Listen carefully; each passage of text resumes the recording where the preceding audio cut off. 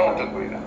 তো জামাতে ইসলামের যে কৌশল, তাদের যে রাজনৈতিক ক্রিয়া অত্যন্ত বিজ্ঞানসম্মত, বৈজ্ঞানিক, ঠিক কমিউনিস্ট পার্টির মতোই অনেকটা।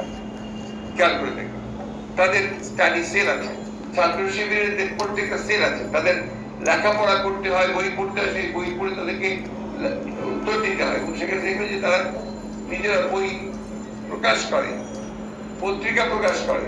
এইগুলো কিন্তু আপনার চর্চা না থাকে, জ্ঞানের চর্চা ছাড়া, জ্ঞান ছাড়া আপনি কখনো সাকসেস অর্জন করতে পারেন। যে আপনার তাকে জানার চেষ্টা করেন, বোঝার চেষ্টা করেন।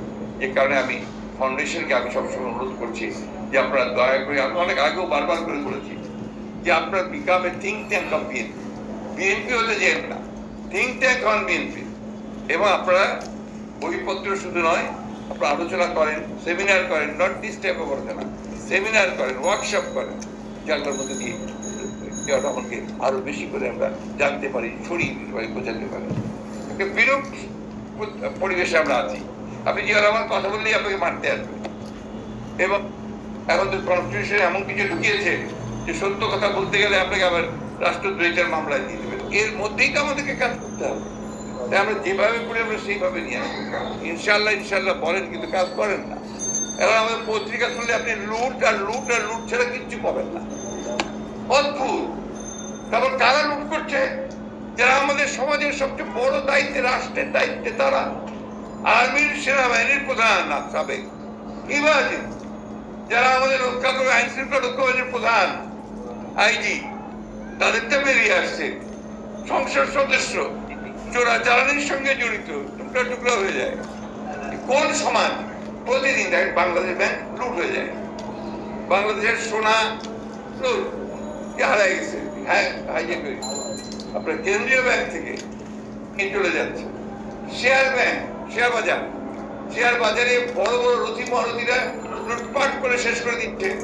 অর্থমন্ত্রী বলছে আমার কিছু করার নাই, ওদের হাত অনেক লম্বা। কোনো দিকে কোনো জবাব দিতে নাই, কোনো চিন্তা নাই, কিচ্ছু নাই। একটাই শুধু আমাকে ক্ষমতায় বসেই থাকতে হবে, এখান থেকে আমাকে কেউ নাড়াতে পারবে না। তার জন্য আমি চতুর্দিকে সেই সমস্ত প্রতিষ্ঠানগুলোকে ধ্বংস করে দিয়ে আমার সমস্ত রক্ষী তৈরি করেছি, একটা রক্ষী। আপনি যদি এই সমস্ত দুর্নীতিবাজ কর্মকর্তাদের কথা শোনেন, তাদের বডি ল্যাঙ্গুয়েজ দেখেন, যে ওরা আমাদের প্রভু। আজকে ওই এক প্রভু এখন কোথায় গেছে?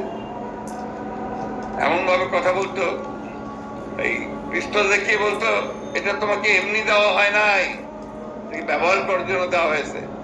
করেছো ব্যবহার, ও মানুষকে মেরেছে, গুম করে রেখেছে। এখন আপনি কোথায়?